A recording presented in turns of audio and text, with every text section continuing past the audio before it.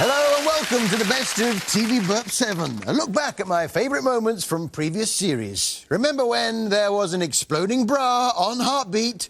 Wow, Oscar can be a bit stuck. Viagra shortage on Hole in the Wall. Bring on the wall!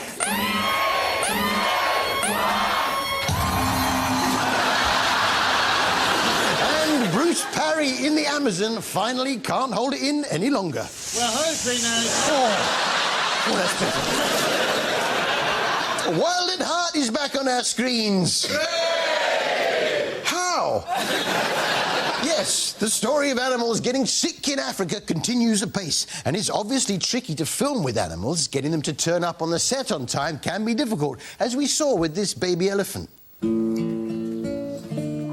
Sorry I'm late, everyone. No one bothered to give me a call sheet. Yeah, then later, the same problem with a zebra. Sorry, everyone. And it's not just exotic illnesses. No, as Danny pointed out about one of his patients, a goat. You know, if that dog had bitten me, I could have been seriously injured. We should have a medical plan. Oh, we've got one. The local doctor's goat has angina, so I look after the goat if he looks after us. Yeah, a goat with angina. Yeah. Oh. How are you feeling? Terrible pain in my chest. Going down my left arm. OK, open your mouth. How's that? Much better, thanks. Well, you should really go and see your GP, but... Goat with angina. Now, while the heart is not always just animals escaping from their pen. Where is he? Don't know. Better go after him. Oh, there he is. Will you marry me? Not sure. Please. OK, the monkey's got diarrhoea. I'll be with you in a minute. We're going to have to close down due to lack of money. Who's this coming down the road? Oh, it's Hayley Mills. Well, it's often just that. No, at times, Wild at Heart can get very dramatic. Oh, yeah, it can all be bumping along quite happily. Then suddenly, there's an emergency and the whole mood changes. Mum, can I really keep him? If you can look after him, yes. Hello, Domino. Yeah, no, but what do you do that for? The milk's off. The milk's off! The milk's off!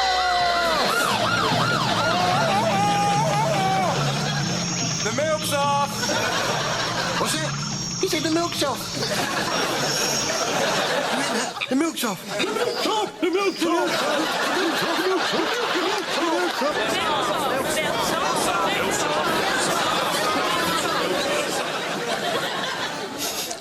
Actually, Danny, it's just on the turn. Fine for cereals, but you'd probably notice it in tea.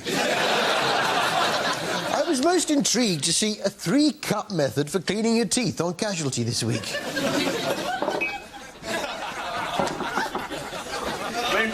Yeah, the 3-cup method. See, I tend to use the 10-cup method. Yeah, OK, so you get your toothpaste on the brush. Now, first one, that's... Dip that in. That's for your front teeth. Just the front teeth. Right. Cup number 2, spit. Cup number 3, the back top ones. Cup number 4, spit. Cup number 5, what one? Cup number 6, spit. Cup number 7, tongue. Cup number 8, spit. Cup number 9, just have a little break.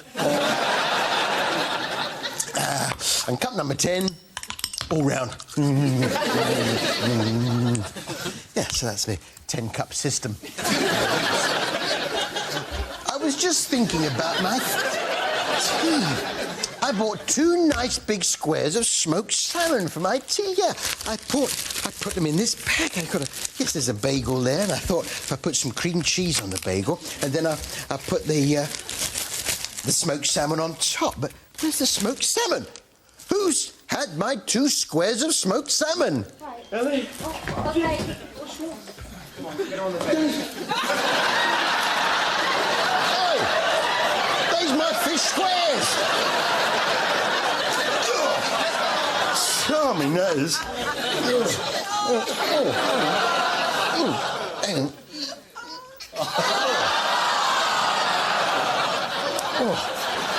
Oh, I need something to take the taste away. The milk's off! It was on the turn, now it's completely gone. Oh, quickly. Top one. Top number 2. Top number 3. Top right one. Top number 4. Top number 5. Break here. Top number 10. Get the idea with that. Which brings us to our TV Burp Poetry Corner. TV Burp Poetry Corner. Gordon Brown let me down.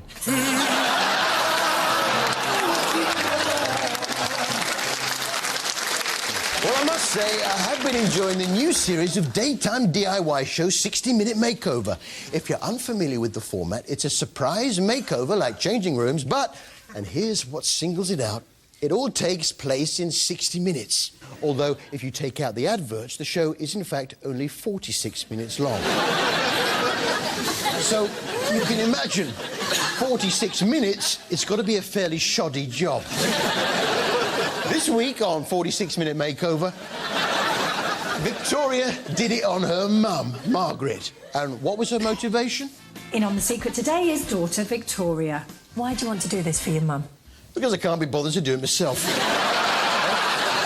Now, be fair, her mum has had health problems, a condition affecting her eyes. She's very, very busy. She never has any time to do this makeover. Recently, well, a few months back, she was actually diagnosed with glaucoma, so her eyesight hasn't been great. Well, that might come in handy a little later on. It is shoddy work. But, of course, when Mum Margaret got home from her trip to find the 46-Minute Makeover team outside her house, she was most excited. It made her voice go a little bit high. Well... Set this up! Quite high. Can't get any higher than that. Wow, it's bright. It's not great. Surely that's as high as it can go.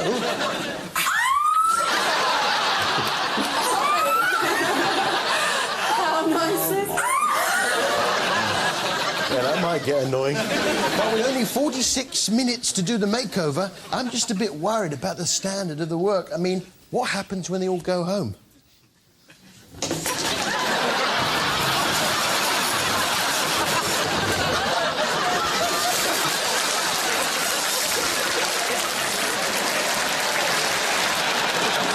Whilst on Emmerdale, someone was in trouble. Well, well, whose pants are on fire now?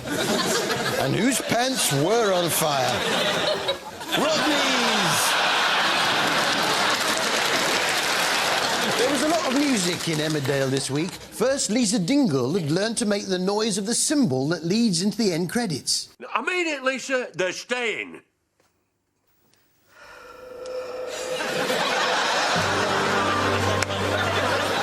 Yeah, I can do that.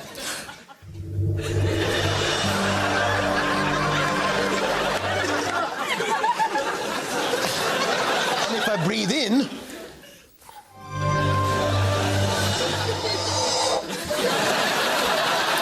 But my favourite bit of music was Debbie Dingle's interpretation of the old Shaggy hit. Deborah Dingle, you were charged with the manslaughter of Shane Doyle on the 1st of December 2008 at 42 Muriel... It wasn't me! But you caught me on the counter. It wasn't me! I even had her in the shower. It wasn't me! She even caught me on camera. It wasn't me!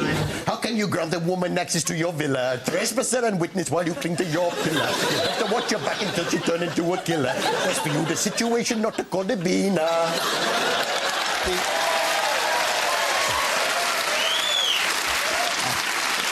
It's a gift. Snog, marry, avoid now, in which Jenny Frost helps to make over people who look weird but who haven't realised it yet. First up was Michaela from London.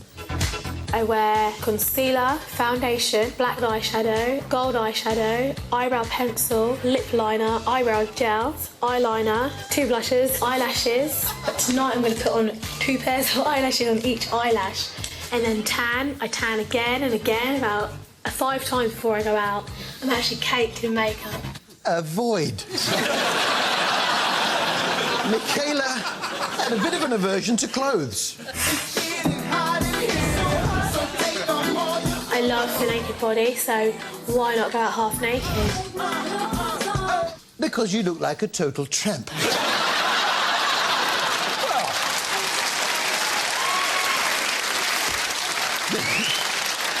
Then there was Storm. On a night out to London, I don't think you need any underwear. Marry. I was most intrigued by burlesque duo Miss Lula Cherry and Lula La. God help me. Who had a most intriguing tattoo. And I suppose Miss Lula Cherry is tattooed too. I have my stocking seams permanently tattooed to the backs of my legs. 2 cherries. Yeah, it reminds me of the amusements at Herne Bay. I don't know whether to nudge, hold, or collect the jackpot.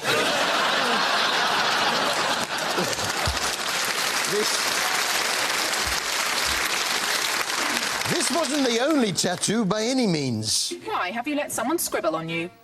Don't you think they're pretty? I think they're pretty fake. What exactly is that on your arm, Lulala? I have a mermaid with her boobies out. Yes. I'm sure there must be a good reason for that. Perhaps a proud seafaring tradition that runs in the family, or a love of Copenhagen. Why? Because I love mermaids and boobies. But, you know, I love mermaids and I love boobies. But which is better? There's only one way to find out.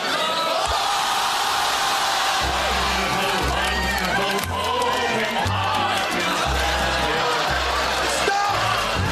Not bobbies, boobies! Oh, what's the point? See you after the break.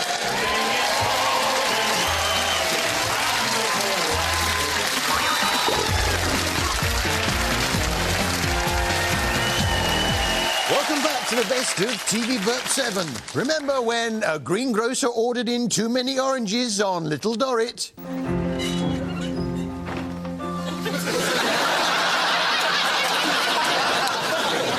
On Britain's worst weather, a bin lays an egg. I potentially made a fatal error. And Radio 1 DJ Chris Moyles takes a shortcut to work.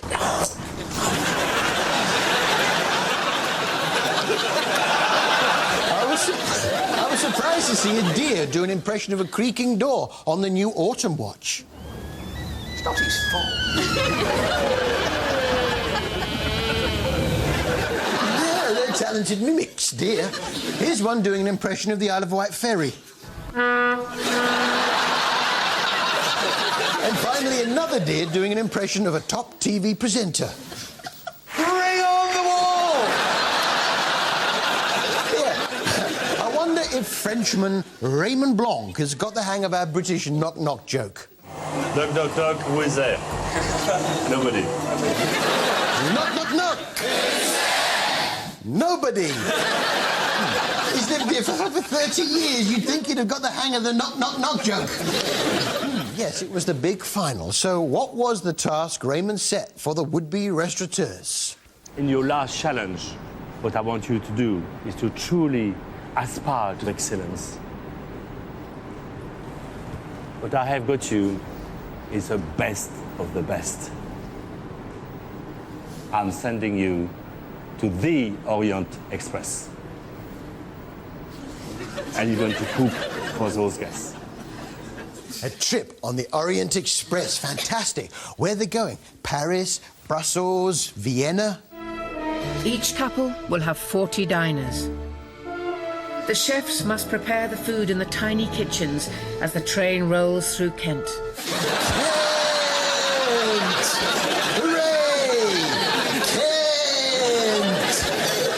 I wonder if they'll have time to stop off at the Glades shopping centre in Bromley.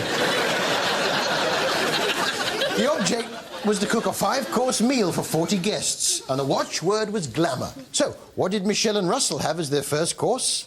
Russell's galley is running smoothly.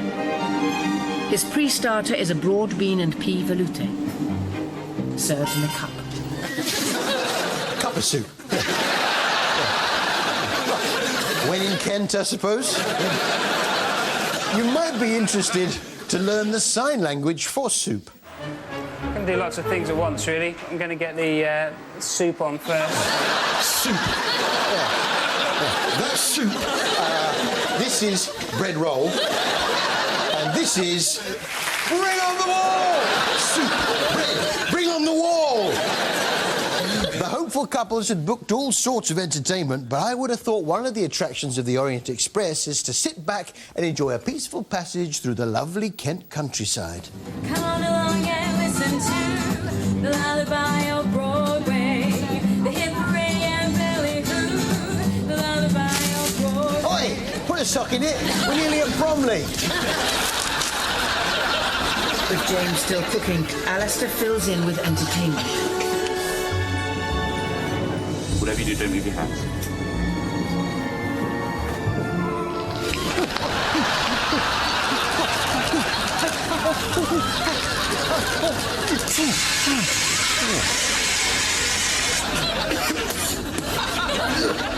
Your cup of soup's ready, Harry. Cup of soup. Oh, excuse me for a moment, won't you? Good afternoon. Welcome to a new week. We are determined to strike at your dominance. Steady on, Noel. There's room for all of us. I don't know. He's changed. Now, what do you do if you're driving along and something goes wrong with one of your car doors? You take out the spare door, don't you? This was Natural-Born Sellers, ITV1's answer to The Apprentice, if the question was, can you make a show that's not as good as The Apprentice? A group of salespeople competing for the chance not to work for Sir Alan Sugar. And every week, one of them is fired. This week, they were in Yorkshire. Not exactly Kent, is it? And their task this week was to sell a new kind of cleaning system. And it's all based upon a specially formulated cleaning mitt. Very small amount of cold water. So, Danny, you knew it was coming. OK, butter on the surface. That's perfect. Don't need to use too much. Oh, it's weird, isn't it? It's really nice. Can we go a bit deeper than weird? That's a really nice feeling. It's like a soft feeling, isn't it? It's like... Can you feel it picking up, though? Yeah. You can feel it. It's a new man. It certainly works when trying to deal with that common problem of removing butter from a bin lid. Oh, yeah, my bin lid is constantly getting smeared with butter. What happens is, I go to throw the butter away, but forget to apply pressure to the pedal. The lid remains shut, and the butter ends up smeared all over the lid. In the past, I would get the big bits off with my Tesco reward card and then use some Sif and a J-cloth. But now, with this new mitt-based system... Oh, yeah, it comes off lovely. The only problem then is you've got the butter on the mitt. So you leave the mitt out for the cat to lick off. Yes. It's a good mitt-based system, that.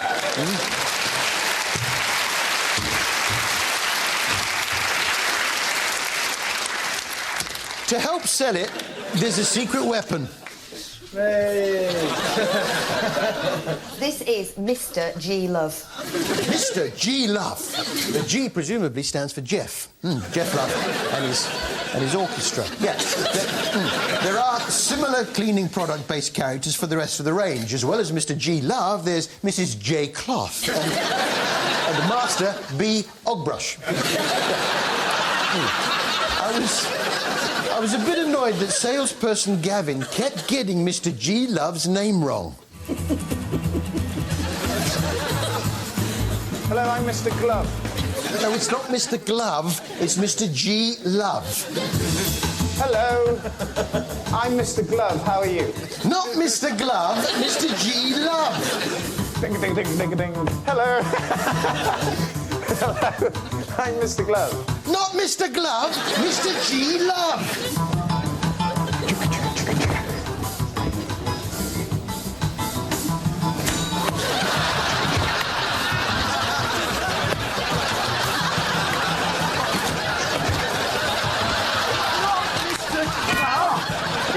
Mr. G-Love, you moron!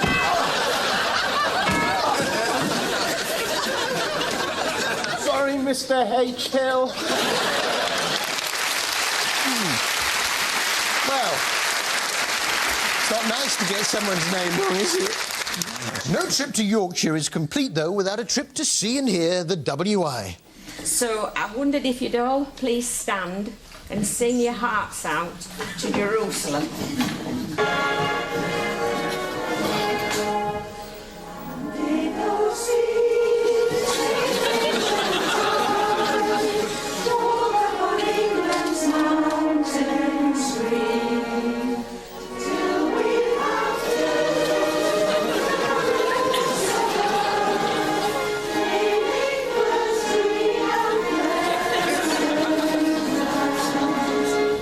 Lovely. But I know what you're thinking. I'd like to hear them tackle something a little more contemporary. Well, ladies and gentlemen, with the ting-tings, that's not my name, the WI, Mr. G-Love and his orchestra.